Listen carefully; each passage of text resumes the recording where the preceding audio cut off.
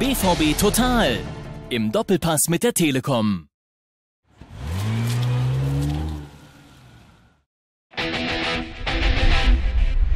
Drei Tage nach dem Revierderby steht das nächste Spiel auf dem Programm. Es geht gegen den Hamburger Sportverein und darauf wollen wir euch natürlich einstimmen. Hier im Feiertagsmagazin. Seit 43 Jahren echte Liebe. Unser Stadion feiert Geburtstag. Jubiläum. BVB und HSV treffen zum 100. Mal in der Liga aufeinander. Fürsprecher der Traditionsvereine Hans-Joachim Watzke zu Gast im Feiertagsmagazin. Ja, Aki, schön, dass du dir Zeit genommen hast, zu uns hier ins Feiertagsmagazin gekommen bist. Gestern hatte unser wunderschönes Stadion, das Alte Haus, Geburtstag. 43. Geburtstag. Was macht für dich den Signal Iduna Park aus und warum ist es das schönste Stadion der Welt? Ja, weil es eine besondere Atmosphäre hat, weil es in einer Zeit, in der ja alles immer mehr von Multifunktionsarenen geprägt wird, noch ein richtiges Stadion ist, ne? Weil es noch nach Fußball und nach Rasen und nach Bratwurst und nach was weiß ich was riecht. Und je tiefer du in die Eingeweide eindringst, desto mehr merkst du auch, dass es ein Fußballstadion ist und nicht so ein Hochglanztempel. Und ich glaube, das mit der unfassbaren Südtribüne, 25.000 Leute ohne Unterbrechung und mit der Kapazität von 81.000, das macht das in Gänze eben aus. Und natürlich der Fans, die ja eine besondere Atmosphäre dem Ganzen auch verleihen. Kannst du dich noch an dein erstes Erlebnis hier im damaligen Westfalenstadion noch erinnern? Ja, das war zu Zeiten, also das erste Erlebnis, das waren während der Weltmeisterschaft 74 Spiele, aber das erste, was ich da mit BVB, das war in der zweiten Liga und das waren dann so Spiele gegen Gütersloh, Osnabrück, waren noch so ein paar abstruse Geschichten dabei. Ja, das waren die Spiele. Ich weiß noch, einmal haben wir 2-1 gewonnen, machte Ede Kaspersky irgendwann 85. Tor und so. Ne? Also das waren so, war aber viel kleiner, wenn du da auf Süd gestanden hast. Das war ja, da hast du ja da gestanden, jetzt quasi, wo jetzt Block 13, 12, 13, 14 sind. Das war noch alles ein bisschen geschmeidiger als jetzt mit den 82 Rängen, wie viel das sind. Aber schön. Hunderte weitere sind dazu gekommen. Morgen geht es gegen den Hamburger Sportverein. Und es wäre wirklich verdammt wichtig, dass wir morgen wieder einen Sieg bejubeln könnten. Das 1:1 gegen die Blauen. Nicht Fisch, nicht Fleisch. Zum 5. Mal in Serie ungeschlagen im Revierderby. Aber es war mehr drin. Den Auswärtssieg verpasst, Platz 3 in der Tabelle verloren. Der soll direkt zurückerobert werden, im Idealfall mit einem Dreier gegen den HSV. Aber Vorsicht, unser Angstgegner außer Dienst kommt formstark in den Signal Iduna Park, sammelte in der Rückrunde genauso viele Zähler wie die Borussia. Für das Spiel gegen Hamburg gilt also, auf dem Rasen Butter bei die Fische, damit der BVB auch kommende Saison an die fetten Fleischtöpfe ran darf.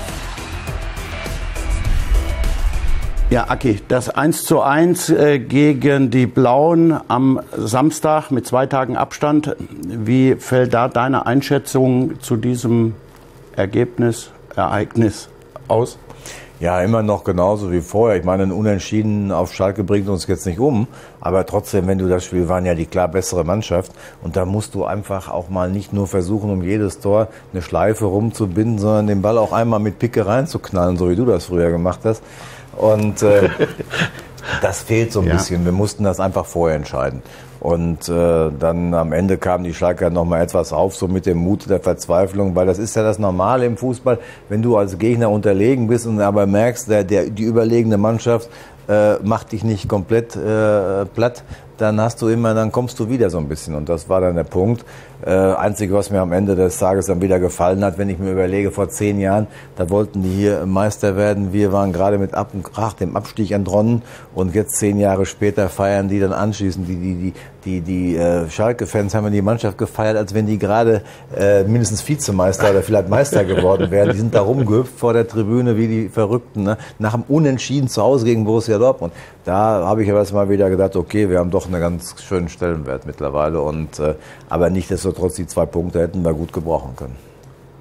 Und dann ist es im Beitrag eben angeklungen, dass wir durch das Unentschieden aus den Rängen gefallen sind, die zur direkten Teilnahme an der Champions League berechtigen. Was macht dich optimistisch? Was stimmt dich optimistisch, dass das nur eine Momentaufnahme ist und dass wir es noch schaffen können? Ja gut, das hängt da unmittelbar damit zusammen, wenn ich jetzt nur mal auf den nächsten Spieltag gucke. Ich hoffe, dass wir HSV schlagen. Ich bin auch gleichzeitig nicht ganz mutlos, dass die Bayern nicht in Hoffenheim verlieren. Dann wären wir ja schon wieder Dritter. Aber wir müssen aufpassen, das kann auch trügerisch sein. Wir machen diese Saison einfach zu wenig Auswärtspunkte. Wir machen zu wenig Auswärtssiege. Und auf der anderen Seite haben wir aber noch 3 Auswärtsspiele und 5 Heimspiele. Wenn wir unsere Heimstärke, die wir ja nun unter Thomas Tuchel in besonderem Maße haben, wenn wir die umsetzen in den 5 Heimspielen, werden wir auch am Ende des Tages mindestens Dritter sein. Ich schiele auch immer noch auf Platz 2.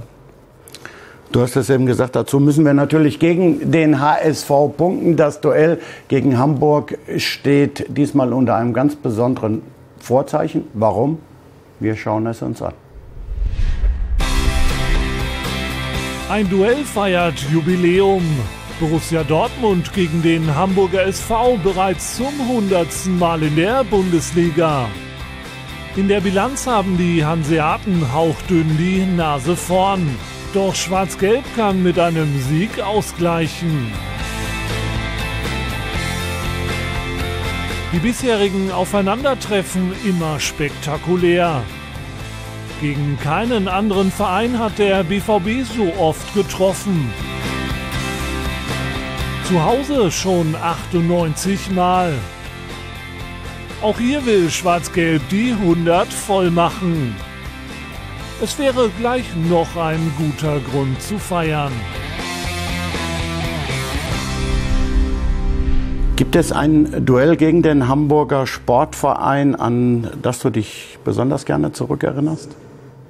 Ja, das war irgendwie in Hamburg mal, vielleicht vor 10 Jahren gewesen oder was. Da war Florian Kringe auf der rechten Seite und wollte dann von rechts mit links den Ball flanken und der ihm aber komplett über den Schlappen gegangen ist, aber dann über 40 Meter genau beim HSV in den Winkel reinknallt und wir haben das Spiel 4-3 gewonnen. Das war eine Zeit vor 10 Jahren, da hast du noch nicht so häufig immer dann gewonnen wie jetzt, sondern da hast du dann auch jeden Sieg etwas mehr zelebriert. Deshalb da erinnere ich mich noch sehr genau dran. Das war eine coole Geschichte. Und dann weiß ich noch, nach der ersten Meisterschaft haben wir, glaube ich, am ersten Spieltag hier den HSV zu Hause gehabt und haben sie auch ziemlich auseinandergenommen. 2012 war das.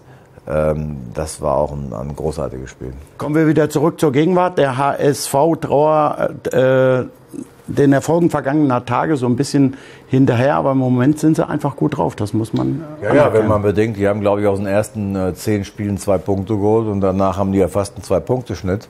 Also die haben ja den gleichen Punkteschnitt nach dem 10. Spieltag ungefähr wie wir. Und insofern sind sie schon ganz gut. Ich glaube, dass die Tatsache, dass Herr Nikolai Müller sich jetzt verletzt hat, ihnen wehtut, weil der hat mir im Hinspiel am meisten Kopfzerbrechen gemacht.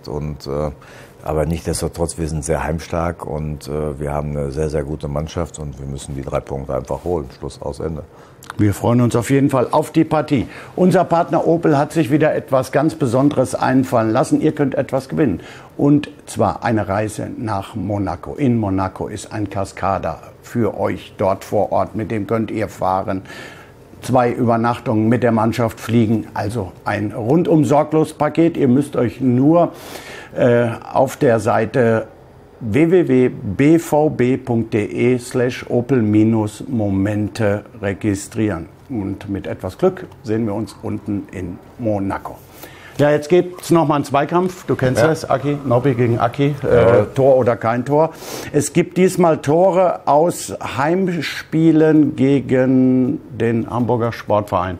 Da es ja schon das 100. Duell ist, haben die Jungs sicherlich wieder welche ausgesucht, die schwarz-weiß ich gehe davon aus, dass du die Dinger schon gesehen hast. Und, ich werde aber trotzdem versuchen, jetzt hier mich so gut wie möglich zu schlagen. Da schauen wir mal, das erste.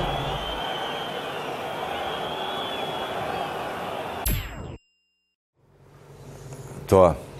Das sieht so aus. Ich muss auch Tor sagen. Das sieht nämlich so aus, als wenn er nicht reingeht. Tor.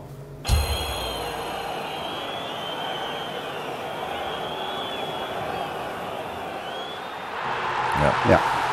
1-1.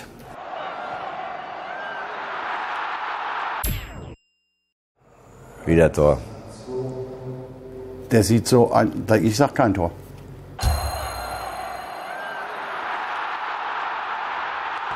Ja, ist der Schappi denn doof? Er muss ja den Ball reinmachen. Mein Gott. Das war wieder zu klar an. Ja, okay. Ja, ich mache das nicht so oft wie du. Es gibt aber auch da Ja, kein den muss System. er aber auch reinmachen, mein Gott. Ja.